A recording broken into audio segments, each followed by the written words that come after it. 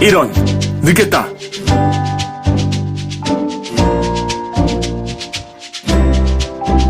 안녕하세요.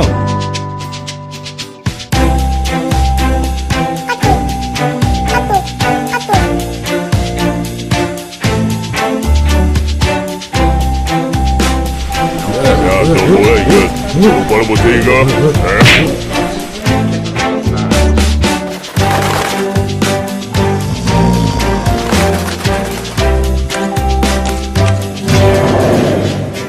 뭐야, 이건 예배가 아니잖아!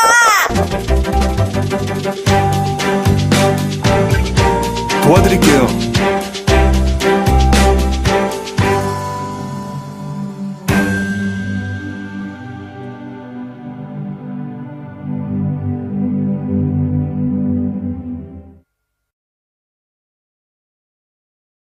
하나님이 주시는 말씀 우리 같이 보시겠습니다. 우리에게 주시는 하나님의 말씀은 로마서 7장 7절부터 14절까지 말씀입니다. 그러면 우리가 무엇이라고 말을 하겠습니까? 율법이 죄입니까? 그럴 수 없습니다.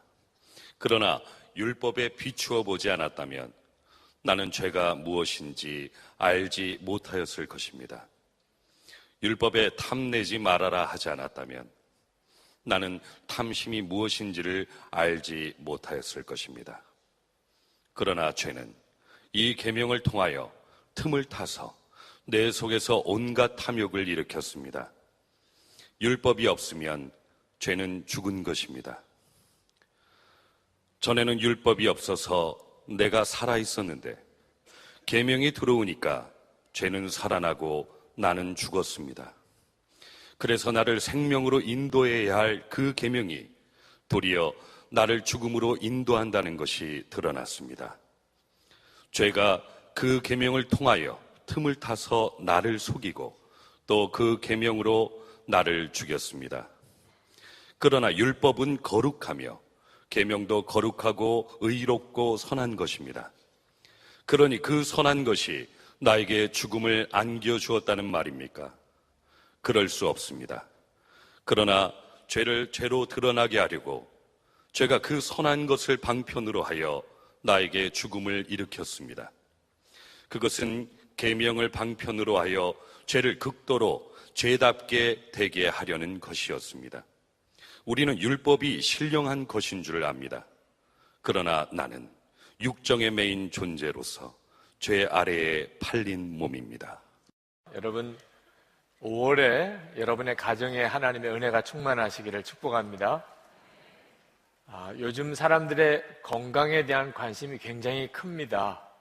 몸이 조금만 안 좋아도 병원에 가고 약을 먹고 또 죽을 병에 걸리는 것에 대해서 굉장히 걱정들이 많습니다. 하나님은 우리가 건강하게 살기를 원하십니다. 그러나 참 이상한 것은 이 몸과 비교할 수 없이 더 소중한 영혼에 대한 관심은 너무나 지나칠 정도로 희미합니다. 몸에 대해서 신경을 쓰는 것과 비교하면 잘 이해가 안 될 정도입니다. 여러분, 사랑하는 가족이 세상을 떠나서 장례를 치르게 될 때 그때 그 매장을 하거나 화장을 하는 것이 그 사랑하는 가족입니까? 그가 가지고 있었던 육신일 뿐입니다. 우리는 육신 안에 영혼을 가지고 있습니다. 지금 우리가 여기 앉아서 이렇게 예배를 같이 드릴 수 있는 것은 우리의 육신 안에 우리의 영혼이 있기 때문입니다. 만약에 우리의 영혼이 우리 육신을 떠난다고 한다면 그러면 우리의 육신은 여기 있을 수가 없지요. 그죠? 장례를 치러야 하는 것입니다. 사람이 살았다고 할 때와 죽었을 때가 무슨 차이가 있는 거죠? 그 영혼이 육신에 있는 것과 떠난 차이입니다. 그래서 육신은 장례를 치르지만 우리와 이렇게 대화하고 또 함께 서로 사랑하고 교제를 나누었던 그 영혼은 매장을 하거나 화장을 하는 게 아니고 그 영혼은 하나님께로 가는 것입니다. 우리에게 있어서 육신보다도 비교할 수 없이 중요한 것이 영혼입니다. 여러분은 여러분의 영혼에 대해서 얼마나 깊이 관심하고 준비하고 그리고 건강하게 사십니까? 우리가 큰 재난이 일어났을 때, 지진이 일어났거나 홍수가 일어났을 때 많은 사람이 죽으면, 그러면 어떻게 해서든지 그 시신이라도 건지려고 애를 씁니다. 그러나 그 영혼이 어디에 갔는지에 대해서는 거의 관심이 없습니다. 이 시신이 중요합니까? 그 영혼이 중요합니까? 오늘 이 시간 여러분의 영혼은 어떠신지 물어보고 싶습니다. 여러분의 영혼은 건강하십니까? 폴 워셔 목사님이 한 번은 오하이오 주에 있는 어느 교회에서 설교하시던 이야기를 하셨습니다. 설교하시고 난 다음에 이제 구원 초청을 하는 시간인데 9살 된 어린 아이가 아주 부들부들 떨면서 나오더랍니다. 그래서 목사님이 강대상에서 내려가서 도대체 무슨 일이냐고 물었습니다. 그랬더니 이 아이가 하는 이야기가 나같이 사악한 죄인도 구원받을 수 있겠습니까? 그러더래요. 너가 무슨 일을 저질렀니? 그랬더니 엄마 말을 안 들었다는 겁니다. 그 이야기를 듣고 그 자리에 있던 사람들도 다들 웃었습니다. 엄마 말을 안 들은 것 가지고 무슨 사악한 죄를 짓고 구원을 받을 수 있겠냐고 그렇게 떨면서 나오냐 말이다. 그러죠? 그런데 폴 워셔 목사님이 그 웃는 교인들에게 이야기를 했습니다. 여러분 웃지 마십시오. 지금 주님께서 무슨 일을 하고 계시는지 아십니까? 하나님께서는 우리 모두가 가져야 할 죄에 대한 태도에 대해 이 아이를 통해 말씀하고 계십니다. 하나님께서는 엄마 말을 듣지 않았다는 이 아이의 작은 죄도 심판을 받아서 예수님으로부터 영원히 분리된 채 지옥에 가기에 충분하다는 것을 말씀하고 계십니다. 여러분, 우리는 그 9살 된 아이가 엄마 말을 듣지 않은 것 때문에 그렇게 죄책감을 가지고 자기가 사악한 죄인이라고 말하는 것에 대해서 두 가지 반응이 있을 수 있습니다. 하나는 참 웃기는 이야기예요. 어떻게 그런 어린아이 같은 생각을 할 수 있냐? 여러분, 그렇다면 그 사람의 영혼이 병들어 있는 것입니다. 그는 죄에 대해서 굉장히 무감한 상태에 빠져 있는 겁니다. 그런 작은 죄라는 생각을 하고 있는 거죠. 영혼이 건강한 사람은 그런 아이를 보면서 이건 하나님이 하셨구나. 하나님만이 그렇게 하실 수 있는 일이거든요.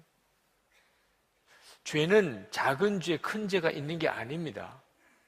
여러분, 지옥에 가기 위해서 많은 죄를 지어야 될 필요가 없습니다. 죄는 하나만 있어도, 아주 작은 죄라도 그는 하나님과 영원히 이별하게 됩니다. 하나님의 영광을 바라보지 못하고 하나님의 임재를 바라보지 못하고 살게 만듭니다. 죄는 아주 작은 죄라도, 어린아이가 엄마 말을 듣지 않는 것 같은 그런 죄라도 하나님과 사이를 영원히 갈라놓게 만듭니다. 그래서 영혼이 건강한 사람은 죄에 대해서 아주 민감합니다. 그러나 영혼이 병든 사람은 죄가 대수롭지 않습니다. 여러분, 우리의 문제는 영혼의 상태에 대해서, 영혼의 존재에 대해서 무감각하다는 것, 그리고 죄에 대하여 무감각하다는 것입니다. 그래서 하나님께서 우리에게 율법을 주신 것입니다. 우리는 율법에 대해서 굉장히 부정적인 이미지를 가지고 있습니다. 그것은 우리가 더 이상 율법을 지켜서 구원받는 게 아니라 예수를 믿으면 율법에 대해서 죽었다. 더 이상 율법주의적인 신앙생활 하지 마십시오. 이런 말을 들으니까 율법은 상당히 안 좋은 건가 보다. 그런 생각을 하기가 쉽습니다. 그러나 그렇지 않습니다. 율법은 아주 선한 것입니다. 하나님이 주신 것입니다. 하나님이 우리에게 주실 때 나쁜 것을 주실 리가 없습니다. 율법은 우리에게 굉장히 중요한 역할을 하기 때문에 하나님이 우리에게 주신 것입니다. 율법이 하는 역할이 뭐냐면 우리의 죄를 깨닫게 하는 것입니다. 로마서 7장 7절의 말씀입니다. 그러면 우리가 무엇이라고 말을 하겠습니까? 율법이 죄입니까? 그럴 수 없습니다. 그러나 율법에 비추어 보지 않았다면 나는 죄가 무엇인지 알지 못하였을 것입니다. 사도 바울은 율법을 보고서 겨우 죄가 뭔지 알았다는 겁니다. 그럼 그전에는 몰랐다는 거죠. 여러분, 어떤 사람이 죄를 지었는데 자기가 무슨 죄를 지었는지 모르는 사람을 보면 어떤 느낌이 드십니까? 아마 그런 사람에 대해서 굉장히 안 좋은 마음이 들 겁니다. 그런 사람과 교제하기 싫을 것입니다.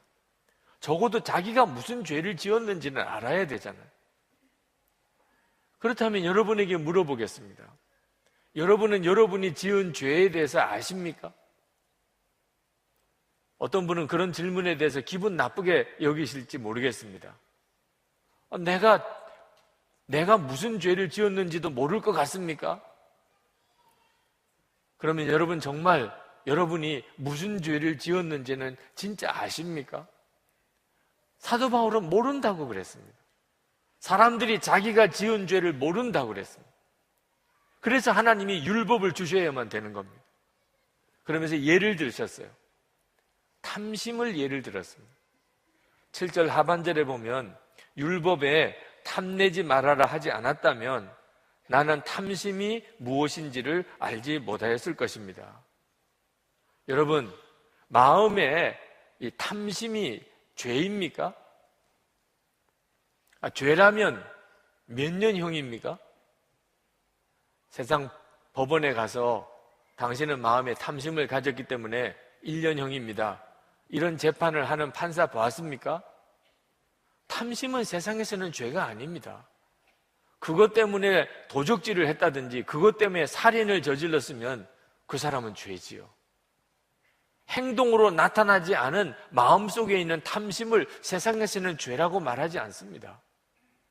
그래서 사람들이 누구나 다 이런저런 마음의 욕심을 가지고 삽니다.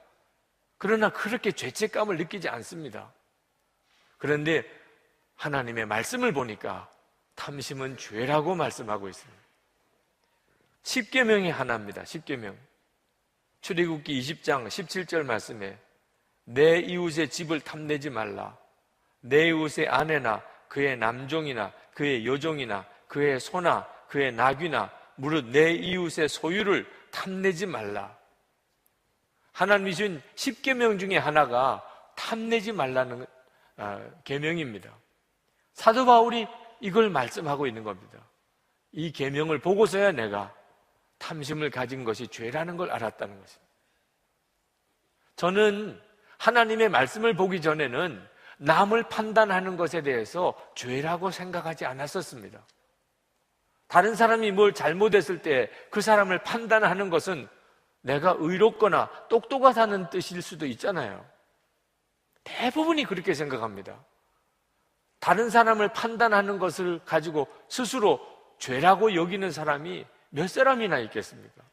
그런데 말씀을 보니까 깜짝 놀란 말씀을 하셨습니다. 로마서 2장 1절에 그러므로 남을 판단하는 사람아 누구를 막론하고 내가 핑계하지 못할 것은 남을 판단하는 것으로 내가 너를 정죄함이니 판단하는 내가 같은 일을 행함이니라. 저는 염려가 죄인 줄 몰랐습니다. 여러분, 염려하는 게 죄입니까? 아마 하나님을 안 믿는 사람들에게 염려가 죄라고 말하면 정신병자라고 생각할 것입니다. 정신과 치료를 받으라고 할 것입니다. 그런데 성경을 보니까 하나님께서 염려가 죄라고 말씀하고 있습니다. 마태복음 6장 25절에 그러므로 내가 너에게 이르노니 목숨을 위하여 무엇을 먹을까 무엇을 마실까 몸을 위하여 무엇을 입을까 염려하지 마라. 목숨이 음식보다 중하지 아니하며 몸이 의복보다 중하지 아니하냐. 하나님이 우리에게 말씀을 주시지 않았다면 우리는 죄가 죄인 줄도 모르고 살았을 것입니다. 어떤 사람이 목사님에게 찾아가서 나는 정말 지옥에 갈 만한 죄인이라는 게 믿어지지 않습니다. 도무지 용납이 안 됩니다. 나는 꽤 괜찮게 살았습니다.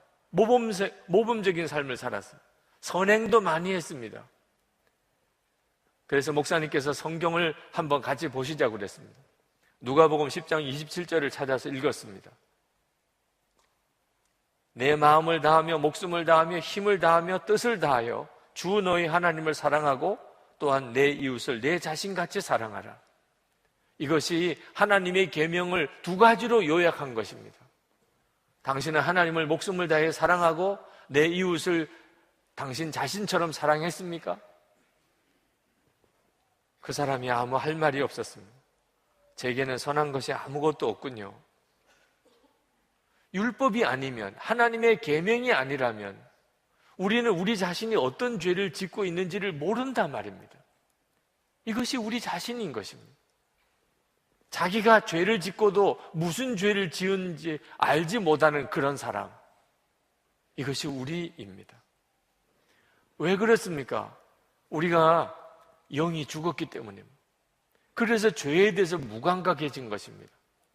에베소서 2장 1절에 보면 그는 허물과 죄로 죽었던 너희를 살리셨도다 그랬습니다.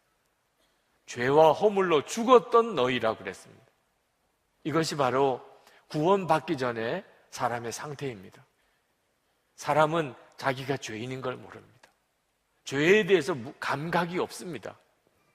그래서 에베소서 4장 19절에 그들이 감각 없는 자가 되어 자신을 방탕에 방임하여 모든 더러운 것을 욕심으로 행하되 그랬습니다. 죄에 대한 감각을 일깨워주는 것이 율법이고, 그리고 죄는 우리의 감각을 죽여버립니다. 미국의 유명한 뉴스 해설가, 방송 뉴스 해설가인 폴 하비가 아주 추운 지방에 사는 에스키모인들이 늑대를 사냥하는 방법을 말한 적이 있습니다. 아주 시퍼런 칼에, 날이 선 칼에 피를 잔뜩 묻힙니다. 그리고 그것을 물속에 넣어서 얼립니다. 그러면 이 피 냄새가 나는 얼음 덩어리가 되고 그 속에는 날선 칼이 들어있는 거죠. 이 얼음 덩어리를 가지고 툰드라 지역에 늑대가 다니는 길목에다가 둡니다. 그러면 늑대가 피 냄새를 맡고 와서 그 얼음을 핥습니다. 그러면 이 혓바닥이 얼음을 핥는 동안에 감각이 없어지게 됩니다. 그럴 때 날선 이 칼이 드러나지요. 이 늑대는 그 날선 칼을 핥다가 혀가 베입니다. 그러나 자기 혀가 베었는지를 모릅니다. 계속 자기 혀에서 피가 나오는데 자기가 자기 피를 마시는 거죠. 그러다가 결국은 피를 쏟고 죽는 거죠. 여러분, 이것이 마귀가 우리에게 하는 아주 끔찍한 전략입니다. 마귀는 우리의 죄의 감각을 죽여버립니다. 죄를 짓고도 무슨 죄를 지었는지 모르게 만든단 말입니다. 그러니 회개할 수가 있습니까? 예수님을 왜 꼭 믿어야 되는지 모르는 사람들이 많습니다. 그건 자기의 죄의 실상을 모르기 때문에 그렇습니다. 여러분에게 물어보고 싶습니다. 여러분은 여러분이 어떤 죄를 지었는지 아십니까? 어느 남편 되시는 분이 결혼 30주년이 되어서 아내에게 아내 생일에 특별한 선물을 하나 해주고 싶었습니다. 그러나 좋은 선물을 고르기가 자신이 없어서 아내에게 솔직히 이야기를 했습니다. 이번이 우리 결혼 30주년인데 내가 당신에게 선물을 하나 해주고 싶으니 무엇이든지 가지고 싶은 것은 이야기해보라고. 그랬더니 아내가 정색을 하면서 나에게 선물을 안 해줘도 좋으니 2시간만 나에게 달라 그랬어요. 남편이 2시간이 얼마든지 줄 수가 있지. 선물도 내가 해줄 테니까 이야기해봐. 아니요, 저는 선물 소용없어요. 저는 2시간만 나에게 줄 수 있으면 아무것도 소용이 없어요. 하도 아내가 완강하게 그렇게 이야기를 하니까 남편이 그러면 그렇게 하자고 그랬습니다. 그래서 아내의 생일에 아내가 남편에게 여보 나에게 2시간을 주세요. 그래서 남편의 손을 붙잡고 소파에 앉혔습니다. 내가 이제 당신에게 2시간 동안 내가 하고 싶은 이야기를 할 겁니다. 당신은 그냥 앉아서 들어만 주면 됩니다. 듣기가 너무 지루하면 오라, 그래, 맞아, 요 3마디만 계속 반복하면 됩니다. 남편이 기분이 좀 이상했지만 그게 뭐 불가능한 일도 아니고 이게 결혼 30주년 기념 선물이라는데 그렇게 하자고 하고 싶은 이야기 해보라고 그랬습니다. 아내가 남편에게 이야기를 시작을 했는데 특별한 이야기가 아니었어요. 두 사람이 만났을 때의 이야기, 데이트할 때 이야기, 약혼할 때 이야기, 결혼할 때 이야기, 그런 옛날 이야기를 쭉 하는 겁니다. 남편이 들어보니까 사실이 아닌 것 같은 이야기도 있어요. 여보, 그건 아니잖아. 그때 이런 일이 있었잖아. 아내가, 여보, 2시간만 주세요. 내 이야기를 듣고 오라, 그래, 맞아, 요것만 계속 반복하고 그냥 들어만 주세요. 남편이 약속을 했기 때문에 듣기는 듣는데 그냥 듣기만 하는 것이 얼마나 어려운지 정말 속이 터질 것 같더래요. 한 20분쯤 듣다 보니까 더 들으면 죽을 것 같더래요. 말을 하고 싶어서. 그런데 30분쯤 아내가 정신없이 입에 침을 튀기면서 막 그때 이야기들을 하는 아내를 보면서 남편의 마음에 이상한 생각이 들기 시작했습니다. 어떻게 저렇게 살 수 있었을까? 결혼한 지 30년, 부부로 살았는데 그날 그렇게 힘이 들었고 그날 정말 죽을 것 같은 생각이 들었고 그날 밤을 잠을 자지 못했고 자기는 전혀 알 수가 없었다고 그랬어요. 어떻게 이렇게 아내가 지난 30년 동안 무슨 생각했는지 어떤 느낌이었는지 내가 이렇게 모를 수 있었을까? 아내가 1시간 이야기를 하는데 남편의 눈에서 눈물이 맺히기 시작했어요. 어떻게 한 여자가 한 남자에게 시집을 와서 30년을 지내는 동안 그 남편은 아내가 도대체 무슨 생각하고 살았는지 무슨 느낌이었는지 얼마나 어려웠는지를 이렇게 모를 수 있었냐 말이에요. 2시간이 지나고 아내가 남편에게 내가 이제 하고 싶은 이야기 다 했어요. 내 이야기를 끝까지 다 들어줘서 고마워요. 그러는데 남편이 아내 앞에 무릎을 꿇고 아내의 무릎을 붙잡고 울었다는 거예요. 믿어지지 않으면 돌아가서 해보세요. 네. 여러분은 여러분의 남편에게, 여러분의 아내에게 무슨 죄를 지었는지는 아십니까? 알아만 줘도 괜찮아요. 알아만 줘도. 무슨 죄를 지었는지 알아만 줘도, 알고만 있어도 괜찮다니까요. 자기가 지은 죄를 알면 어떻게 해요? 용서해야지. 문제는 모르는 것 같으니까 문제인 거죠. 여러분이 여러분의 부모님, 여러분의 자녀들에게 무슨 죄를 지었는지는 아십니까? 알기만 해도 효자라니까요. 여러분은 하나님께 무슨 죄를 지었는지는 아십니까? 지난 주간에 죄를 많이 지었습니다. 도대체 무슨 죄를 지었냐 말이에요. 우리의 문제는 우리가 죄를 짓고도 모른다는 것에 있습니다.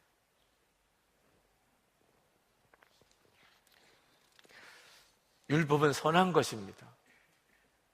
율법은 우리에게 우리의 죄를 깨우쳐 주시려고 하나님이 주신 것이기 때문에. 문제는 죄예요, 죄.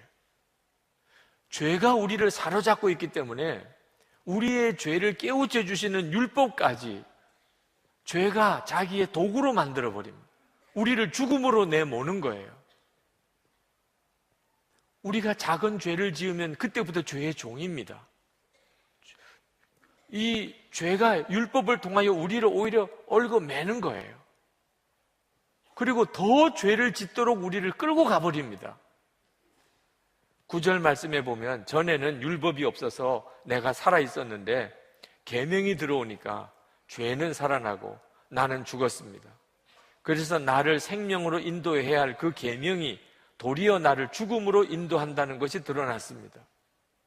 11절에 보면 죄가 그 계명을 통하여 틈을 타서 나를 속이고 또 계명으로 나를 죽였습니다. 여러분, 이 죄의 힘이 무섭습니다. 하나님이 하지 말라고 한 것을 하고 싶도록 만드는 거예요. 분명히 이것이 죄인 줄 아는데 그것을 오히려 어기는 재미를 느끼게 만든단 말입니다. 어거스틴이 참회로 2권 4장에 보면 자기 어릴 때 이야기를 합니다. 내게는 도적질하고 싶은 소원이 있었습니다. 도적질을 하고 싶은 거예요. 도적질을 하면 죄라고 알면서도. 배가 고파서도 아니었고 가난해서도 아니었습니다. 그저 선한 일을 멸시하고 죄를 추구하는 강한 욕망 때문이었습니다. 나는 어느 날 늦은 밤 소년들과 함께 배나무를 흔들어 배를 도적질했었습니다. 그리고 그것들을 돼지에게 던져주었습니다. 그렇게 하는 것이 즐거웠습니다. 오 하나님, 그것이 나의 마음의 모습이었습니다. 내가 사랑하고 추구한 것은 죄악 자체였고 잘못 자체였고 부끄러움 자체였습니다. 오늘 이렇게 예배를 드리고 계신 여러분에게 한번 물어보고 싶습니다. 여러분에게는 이 죄를 짓는 즐거움이 없습니까? 하나님의 말씀을 읽고 하나님께 나가 기도하고 하나님의 말씀대로 사는 것이 즐겁습니까? 아니면 은밀하게 죄 짓는 것이 즐겁습니까? 여러분의 영혼의 상태가 어떻습니까? 여러분은 오늘 이 말씀을 들으시면서 여러분의 영혼의 상태를 진단할 수 있어야 됩니다. 내 영혼은 지금 건강한가? 몸이 아픈 것도 심각한 문제지만 영혼이 병든 것은 더 심각한 것입니다. 죄가 나에게 고통이 되어야 되는데 죄가 나의 즐거움이 되면 이건 심각한 것입니다. 14절에 우리는 율법이 신령한 것인 줄 압니다. 그러나 나는 육정에 매인 존재로서 죄 아래 팔린 몸입니다. 이것은 진짜 끔찍한 일이잖아요. 그러므로 우리는 성령의 역사를 사모해야 됩니다. 죄는 율법을 가지고 우리를 더 죄짓게 만듭니다. 더 죄책감에 눌리게 만듭니다. 그러나 성령님께서는 죄를 깨닫게 하시고 회개하게 하시고 그리고 예수님에게로 나아가게 만듭니다. 그러므로 우리는 오늘 정말 성령의 역사를 갈망해야 됩니다. 제가 한 번은 부흥회를 인도했을 때 어느 청년이 기도회가 끝나고 막 늦게까지 남아서 정말 소리 지르면서 통곡하고 우는 청년이 있었습니다. 하나님, 내 마음은 왜 이렇게 더럽습니까? 하나님, 나는 왜 이렇게 죄가 많습니까? 하나님, 어떻게 해야 합니까? 하나님, 나를 도와주세요. 그냥 지나가면서 들은 기도지만 무엇을 기도하는지를 알 수 있었어요. 이것이 성령께서 율법을 통하여 우리에게 하시는 일입니다. 우리 자신의 죄에 대해서 눈이 뜨이는 거죠. 그 죄가 얼마나 문제가 많은가를 알게 해주는 것입니다. 다윗은 바세바를 취하고 그리고 임신까지 시키고 그 남편 우리아를 전쟁터에 내보내서 죽게 만들었습니다. 이렇게 끔찍한 죄를 짓고도 다윗은 죄인 줄 몰랐다니까. 다윗도 그랬다니까. 세상에 다른 남자의 여자를 간음하고 임신시키고 그 남편을 죽게 만드는 이런 죄를 짓고도 자기가 죄인 줄 몰랐다니까. 나단 선지자가 성령의 감동하심으로 당신이 그런 죄라고 지적하고 난 다음에서야 꼬꾸라졌습니다. 그것은 다윗에게는 끔찍한 고통이었습니다. 너무나 부끄러운 일이었습니다. 그러나 그것이 다윗을 살렸습니다. 죄에 합당한 회개가 터지면 그는 삽니다. 그러나 죄에 대해서 무감각해지면 그는 죽습니다. 사도행전 2장 38절에 베드로가 이르되 너희가 회개하여 각각 예수 그리스도의 이름으로 세례를 받고 죄 사함을 받으라. 그리하면 성령의 선물을 받으리니. 회개하면 삽니다. 요한계시록 3장 19절 무릇 내가 사랑하는 자를 책망하여 징계하노니 그러므로 내가 열심을 내라. 회개하라. 하나님은 사랑하시는 자에게 회개하라고 하십니다. 오늘 여러분을 사랑하시기 때문에 하나님께서는 여러분이 꼭 회개해야 될 것에 대해서 말씀하실 것입니다. 자기 자신의 죄를 깨닫는 것은 큰 은혜입니다. 아셔야 됩니다. 은혜의 시작입니다. 내가 어떤 죄인인가를 깨닫는 것은 은혜의 시작입니다. 그건 율법이 하는 일입니다. 마틴 루터, 종교개혁을 일으켰던 마틴 루터가 그가 복음으로 회심하기 전에 그는 회개의 역사가 먼저 일어났습니다. 마틴 루터는 수도사입니다. 수도사는 죄 지을 일이 없는 사람입니다. 그런데 그는 성경을 읽다가 하나님의 거룩하심에 대해서 알게 됐습니다.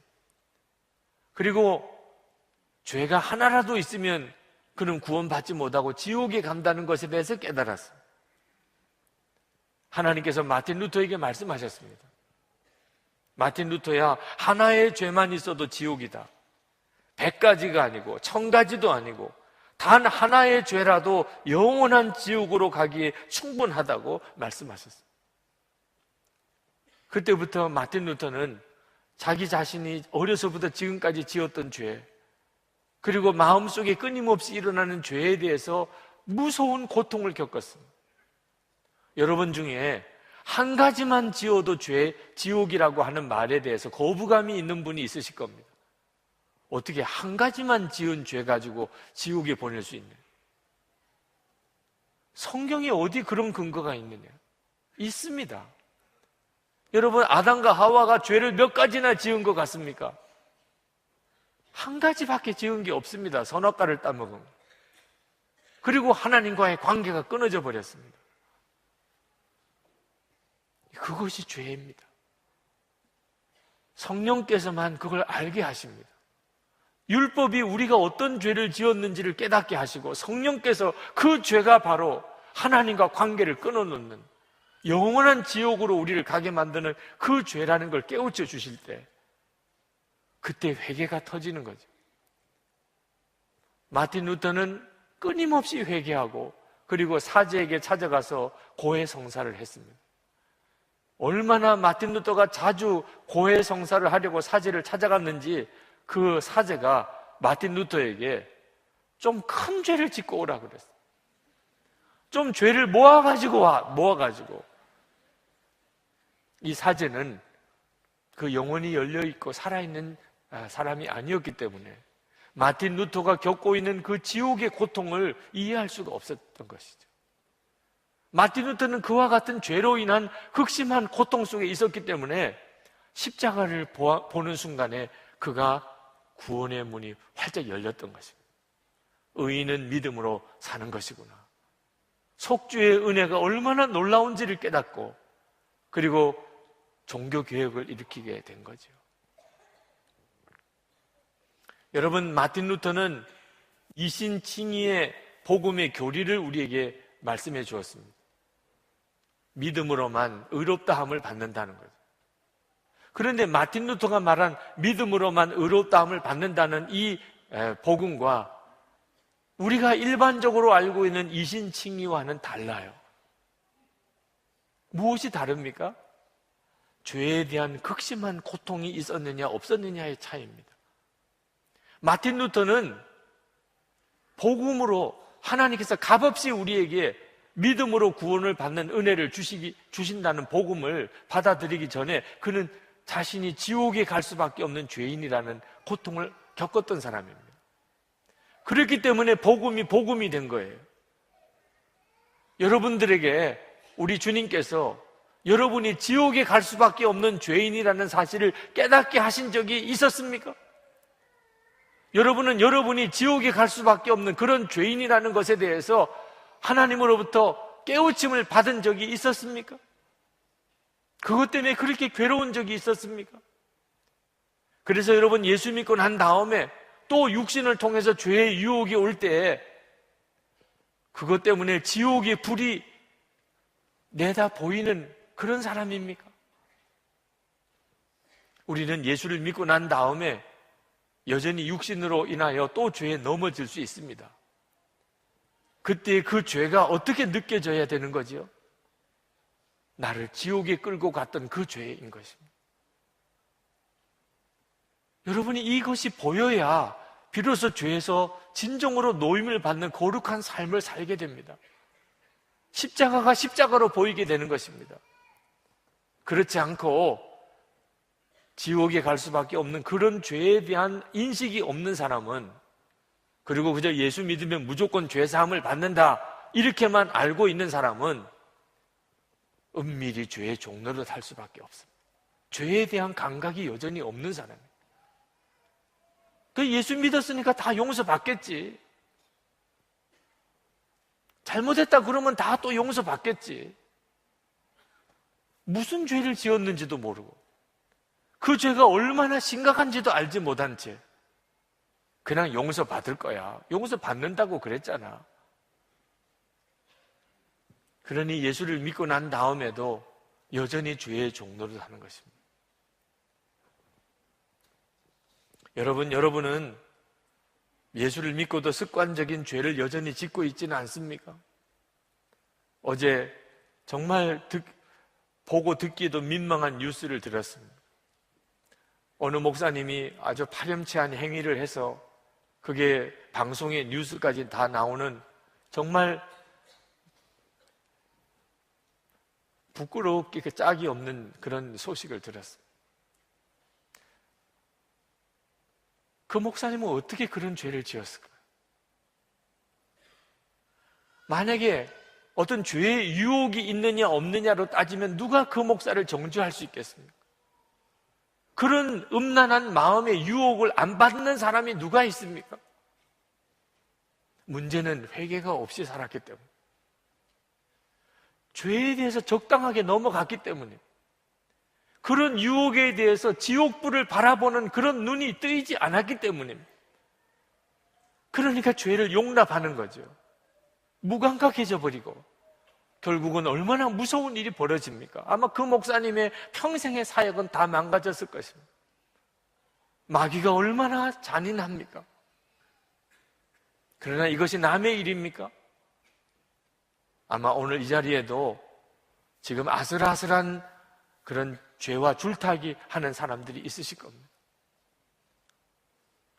여러분, 이것은 정말 끔찍한 일이고 정말 두려운 일이라는 걸 아셔야 됩니다.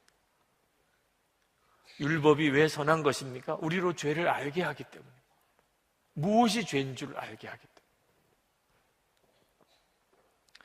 여러분, 우리가 예수 믿지 않는 사람들에게 당신은 죄인이요, 그렇게 살면 지옥 갑니다, 회개하세요, 이렇게 말하면 대부분 다 듣기 싫어합니다. 그렇게 말하는 것은 실제로 아무 효력이 없습니다. 그저 예수를 믿은 우리가 회개의 삶을 살아가는 것이 필요할 뿐입니다. 우리가 회개의 삶을 사는 것입니다. 예수를 믿고 난 다음에도 우리는 여전히 죄의 유혹을 받고 있습니다. 때때로는 나도 모르게 죄에 무너질 때도 있습니다. 그때마다 하나님 앞에 회개하고 돌아서야 합니다. 우리가 진정한 회개의 삶을 살면, 그러면 하나님을 부정하는 사람, 십자가의 복음이 뭔지 알지 못하는 사람들도 우리를 보고서 죄의 실상이 뭔지를 알게 될 때가 옵니다. 오늘 이 시간에 우리 같이 기도하십시다. 여러분, 하나님께 기도하실 때 하나님께 여러분 자신의 죄가 무엇인지를 깨우쳐 주시기를 기도하시기 바랍니다. 죄를 짓고도 죄인 줄 모르고 살았던 것, 내가 잘못한 것 같긴 한데 무슨 죄를 지었는지는 전혀 모르고 살았던 것, 하나님 깨우쳐 주옵소서. 하나님을 향하여 남편과 아내 사이에, 부모와 자녀 사이에, 내가 만나는 모든 사람들에게 하나님, 제가 도대체 무슨 죄를 짓고 있는지는 알게 해 주옵소서. 하나님, 제 안에 회개의 역사가 일어나게 해주소서. 진정한 회개, 지옥불을 바라보고 죄를 애통해하는 그 회개. 그래서 하나님, 진정한 십자가의 부흥이 제 안에, 제 심령 안에 일어나게 해 주옵소서. 우리 다 같이 통성으로 기도하겠습니다. 은혜와 사랑이 충만하신 하나님, 놀라우신 하나님의 은혜를 감사하며 긍휼과 은혜를 더하시고 하나님의 역사를 우리 가운데 부으시며 나아가게 하여 주시옵소서. 하나님, 역사하신 주님 은혜를 감사합니다. 하나님의 놀라운 역사하심을 더욱 하나님 신뢰하며 의지합니다. 주님의 일을 이루소서. 아버지 하나님, 이 시간에 저희들이 진정으로 원합니다. 하나님, 우리가 너무나 죄에 무감각해서 도대체 무슨 죄를 짓고 살았는지조차도 모릅니다. 하여튼 죄를 짓고 산 것 같긴 한데 무슨 잘못을 했는지도 모르고 삽니다. 이 시간에 성령의 역사하심으로 하나님의 말씀으로 우리의 병들고 잠든 영혼을 깨워주소서.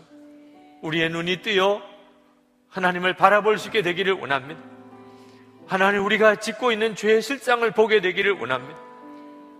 아버지 하나님, 우리가 더 이상 죄의 종로로 하고 살고 싶지 않습니다. 하나님, 마귀의 놀이개처럼 그렇게 우리가 살고 싶지 않습니다. 주 예수님, 우리가 진정으로 회개하며 주님 앞으로 나아갑니다. 오늘도 성령의 역사하심으로 우리를 기름 부어 주소서. 이 예배 드리는 모든 성도들에게 주의 은혜를 도하소서. 성령께서 말씀으로 마음에 깊이 역사해 주옵소서. 하나님, 다시 한 주간을 저희들이 살아가지만 우리도 느낄 수 있을 정도로 완전히 다른 삶을 살아가게 해 주옵소서. 오늘도 하나님 앞에 전심으로 예배하는 성도들을 주님 축복합니다. 하나님 앞에 나와서 찬양하고 기도하며 또 마음과 감사와 사랑을 담아 헌금을 주님께 봉헌해 드립니다. 하나님, 저희들의 마음이 하나님께 있습니다.